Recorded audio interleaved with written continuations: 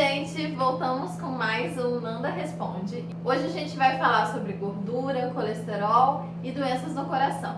Então, Nanda, vamos começar definindo o que é o colesterol. Vamos lá. Bom, o colesterol é uma substância gordurosa que está em várias células do nosso corpo. E ela é importante porque participa da formação de membranas da nossa célula, na síntese de hormônios como testosterona, cortisol, estrogênio. Ela é importante para a fabricação de bile, que digere as nossas gorduras, e também na formação da bainha de mielina, que é uma bainha de gordura que participa da transmissão de sinais nos nossos neurônios. Então, o colesterol é uma substância muito importante. E aí existem as frações de colesterol também, talvez você fosse me perguntar isso, eu já estou me adiantando. Que é o HDL, LDL, VLDL. Muitas pessoas veem isso nos exames e não entendem muito bem o que é. O que são essas siglas, tá? Como o colesterol é uma gordura, a gente sabe que o óleo não se mistura na água. Então, para ele ser carregado pelo sangue, ele precisa de transportadores. Então, essas VLDL, HDL e LDL são lipoproteínas que carregam o colesterol pelo sangue para as células, para os tecidos, do fígado para os tecidos. Então, LDL ele vai carregar o colesterol do fígado para os tecidos. O VLDL ele carrega mais triglicerídeos e o HDL ele vai fazer o caminho contrário. Então ele traz o colesterol dos tecidos para o fígado para ser metabolizado e, enfim, excretado. Eles têm essa sigla em inglês por serem lipoproteínas de alta densidade, de baixa densidade e muito baixa densidade. Essa aqui é o significado dessas siglas. Eles são totalmente diferentes. Isso. O legal de dizer é que tem gente que fala assim: ah, mas eu tenho colesterol alto. Mas que colesterol é esse, né? Ter colesterol não é um problema. O problema é qual colesterol você tem. Então, as frações, né? Exatamente. E é importante salientar, Malu, que a maior parte do nosso colesterol é endógeno, ou seja, é o nosso organismo que produz. Então quer dizer que não é o que a gente come. Comer colesterol aumenta o colesterol? Não. Apenas assim, uns 25% do nosso colesterol vem da nossa dieta. Então, comer gordura ou comer colesterol não aumenta o colesterol. Um grande erro que a gente viu na nutrição é incentivar as pessoas a comerem produtos sem colesterol, como se fosse isso que causasse o aumento do colesterol. Mas não, pessoas que têm o colesterol aumentado é porque normalmente tem um metabolismo alterado, eles não conseguem excretar, né? O fígado não consegue metabolizar e excretar essas gorduras de forma adequada. Então a pessoa pode fazer uma dieta zero gordura, zero colesterol e mesmo assim ter um colesterol aumentado. E o valor total de colesterol não é só o que importa. Eu já estou respondendo as perguntas antes dela responder. Estou lendo seus pensamentos, Malu. Não, mas a gente pode falar sobre isso. Você poderia explicar um pouquinho sobre o perfil lipídico, né? O bom colesterol, o mau colesterol, se existe mesmo isso? A diferença, funciona? né? É importante, porque a gente não pode se fixar apenas no valor total do colesterol. Então, eu posso ter, por exemplo, um colesterol 190, que está dentro dos padrões, tá? Mas eu tenho um LDL muito alto e um HDL baixo. Então, lembrando, o LDL carrega o colesterol para os tecidos e o HDL traz de volta, como se ele viesse varrendo. Então, é importante que eu tenha um HDL alto.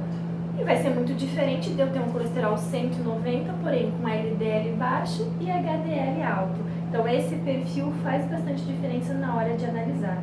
A pessoa não tem que se preocupar só com o valor total do colesterol. Às vezes ele está um pouquinho aumentado, além do valor de referência, mas ela tem um HDL muito bom, um HDL alto, um LDL baixo.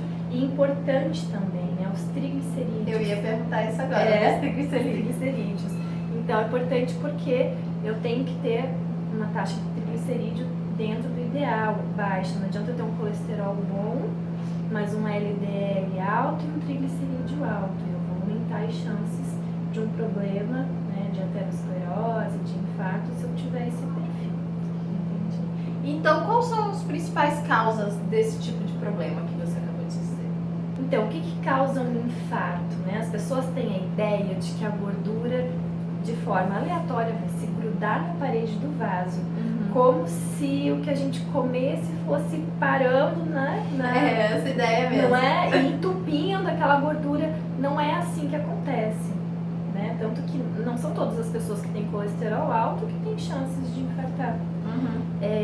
O que acontece? Dentro do nosso... Depois você mostra o desenho aí. Eu vou colocar o desenho aqui para vocês verem. Nós temos o nosso vaso, né, sanguíneo. E aí tem a camada interna, que é o endotélio. Esse endotélio ele pode sofrer lesões, como se fossem úlceras. E aí, por essas lesões, o LDL vai entrar, vai se depositar ali nessa camada, formando um ateroma. E aí vai diminuindo o espessamento a luz, né, do vaso. Então, se o sangue passa um coágulo, alguma coisa assim, ele pode ficar preso. Aí a pessoa vai ter uma obstrução da passagem de sangue, pode infartar ou ter um AVC, Sim. Né? Não é só um infarto. Então, o que acontece é isso. Se eu tiver vasos sanguíneos saudáveis, sem essas lesões, eu posso ter um colesterol mais alto, mas eu não vou ter uma aterosclerose, um entupimento arterial. E essas lesões, elas são causadas mais por estilo de vida, né? Isso, Malu. Existem fatores de risco, né, para a pessoa infartar. O tabagismo é o maior. Tabagismo, depois do diabetes mellitus. Então, são problemas que podem agravar e aumentar o risco de infarto. E aí depois tem a questão da pressão alta, da obesidade abdominal, principalmente, e do estresse, que também é um fator bem importante. Então, a pessoa tem que cuidar da saúde dela como um todo, não somente o colesterol. Então, eu posso ter um colesterol um pouquinho aumentado, digamos lá, uns 210. Porém, eu não fumo, eu pratico atividade física, eu trabalho bem as minhas emoções, tenho momentos de lazer, eu tenho uma alimentação saudável, anti-inflamatória. Circunferência abdominal pequena, não tenho glicose alterada, não tenho diabetes, então eu não vou infartar por esse colesterol aumentado.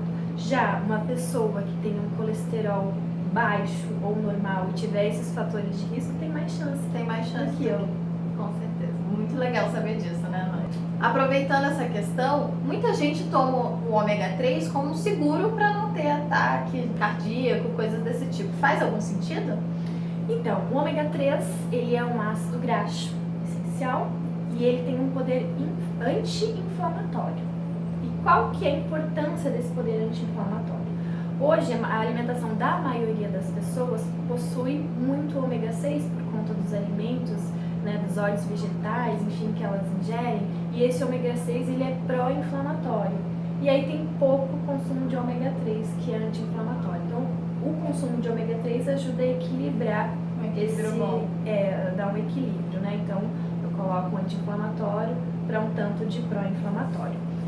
Mas e as pessoas, né, talvez que estão assistindo, que seguem uma alimentação mais natural, paleo, low carb, se perguntam, bom, minha alimentação é boa, será que eu preciso suplementar ômega 3?